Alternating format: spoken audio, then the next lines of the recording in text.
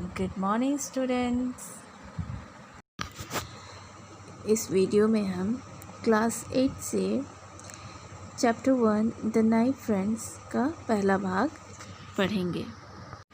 The naive friends, नादान दोस्त। The naive friends के राइटर हैं मुंशी प्रेमचंद। इनका जन्म जुलाई 31, 1880 में हुआ और इनकी मृत्यु 8 अक्टूबर 1936 में हुआ।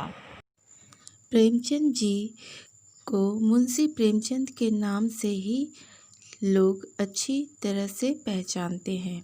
यह टाइटल उपाधि मुंशी उनको सम्मान यानी ऑनर के रूप में दिया गया था। 20th सेंचुरी 20वीं सदी के वह प्रसिद्ध भारतीय हिंदी उपन्यासकार रहे हैं। यह शॉर्ट स्टोरी लघु कथा sibling Keshav Shyama and two birds यानी दो पक्षियों और उनके अंडे की है। तो बच्चों, कहानी इस प्रकार से है। A bird had laid eggs just above the cornice in Keshav's house.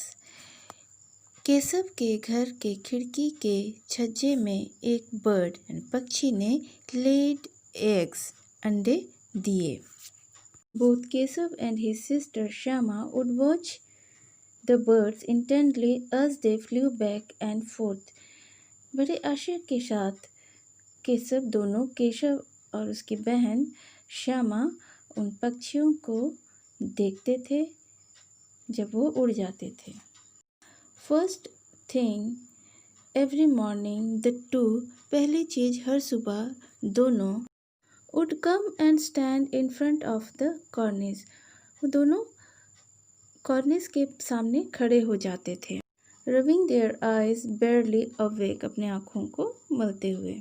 The pleasure they drew from seeing the two birds was so great that they even forget about the joys of milk and jalebi. पक्षियों को देखने की खुशी में वो दोनों milk और जलेबी, दूध और जलेबी खाने की जो खुशी है उसको फॉरगॉट, भूल जाते थे।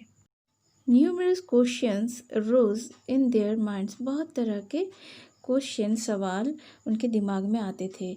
जैसे कि यहाँ देखते हैं बहुत सारा क्वेश्चंस है।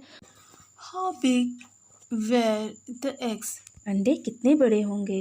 व्हाट कलर वेर दे, उनके रंग क्या होंगे। हाउ मैनी, कितने सारे। व्हाट डिड दे ईट, वे क्या खाते होंगे। How would the chicks come out of them, उन अंडों से चिक्स यानी चूजे कैसे निकलेंगे।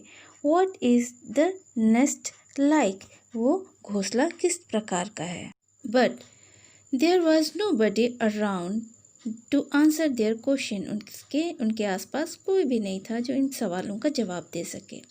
माँ had no time for the housework, माँ के पास घर के काम की वजह से टाइम नहीं है, समय नहीं है। And बाऊजी from his book, और पिताजी को उनके किताब से फुर्सत नहीं है। The two children had to comfort themselves by asking and answering each other, तो दोनों बच्चे अपने आप को ही, एक दूसरे को ही वो तसल्ली देते थे। सवाल आस्किंग पूछते थे और आंसरिंग और जवाब भी वो एक दूसरे को देते थे। श्यामा, यहाँ श्यामा बोल रही है। Tell me भैया, will the chicks fly away as soon as they come out of the eggs? भैया बताओ, चिक्स चूजे अंडे से निकलते ही क्या उड़ जाएंगे। No silly, Keshav would reply, proud as a scholar। नहीं बुद्धू, केशव जवाब देता है, उसे पंडित यानी स्कॉलर होने का प्राउड घमंड भी था। यहाँ स्कॉलर केशव को इसलिए बोला गया है कि वह श्यामा से थोड़ा बहुत जानकारी ज़्यादा था। First they have to grow wings, पहले उन्हें अपने पंख बड़े करने होंगे।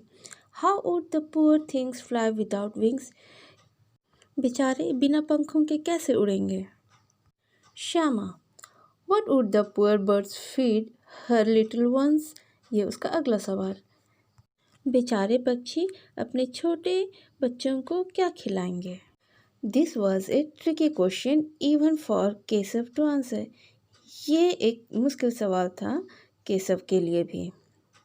A couple of days went by and the children's curiosity increased. अब कुछ दिन बीत जाने के बाद बच्चों की जो क्यूरियोसिटी है, जानने की इच्छा बढ़ती गई। They were eager to see the eggs. उनको बहुत जोर से इच्छा हुई कि वो अंडों को देखेंगे। They were certain they had hatched by then. उन्हें लग रहा था कि चूजे अंडे से निकल गए हों।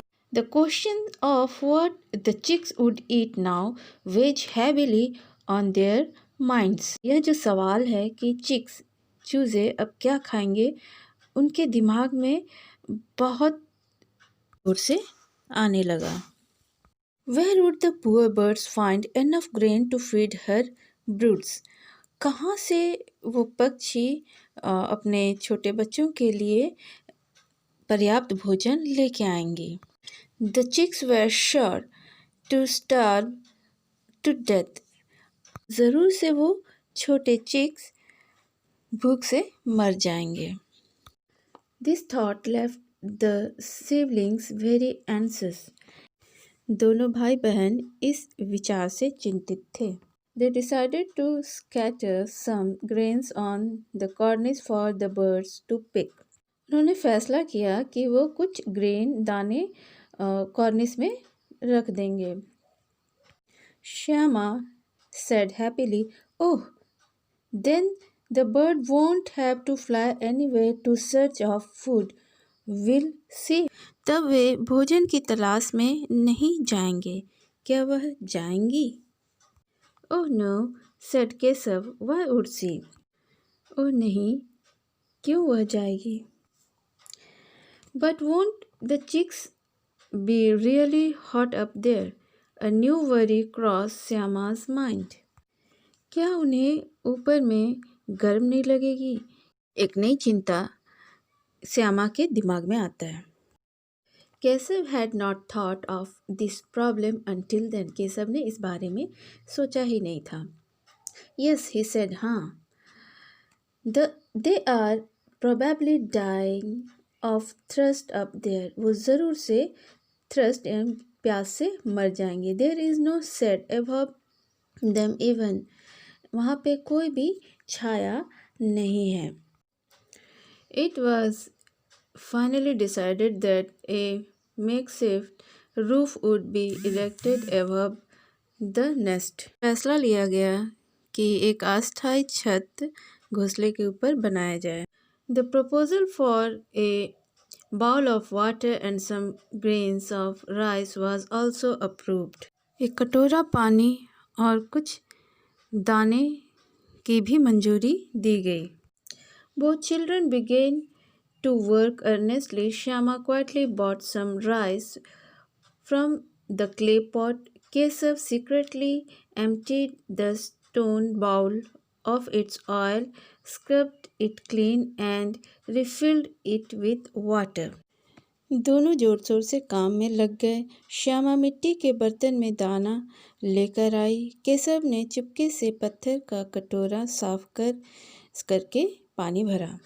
But where to get the cloth for the shelter and how to make the roof stay up without support? Keshav puzzled over the problem for a while before it was finally resolved. Go and bring the garbage basket. Make sure Ma doesn't see you. चिंता का विषय था कि छत के लिए कपड़ा कहाँ से मिले। तब केशव ने श्यामा से कहा, जाकर कचरे वाला टोकरी लेकर आए पर माँ देख न पाए। But it's got a hole in the middle. Will it keep the sun out? पर इसके बीच में तो छेद है, सूर्य की रोशनी को रोकेगा। First, bring the basket, Keshav said with slight irritation. I will take care of the hole. Syama went running and returned with the basket. Keshav stuffed the hole with some paper and rested the basket against the branch of a nearby tree. See how the shadow of the basket falls on the nest. The sun can't get through now. उसके सवाल पर Keshav irritate होकर बोलता है, पहले लेकर आओ, बाकी मैं देख लूँगा। पेपर से बास्केट के छेद को बंद करता है, पास के पेड़ से टहनी लेकर आता है और बोलता है, देखो कैसे टुकड़ी की छाया घोंसले पर पड़ती है। अब क्वेश्चन आंसर देखेंगे।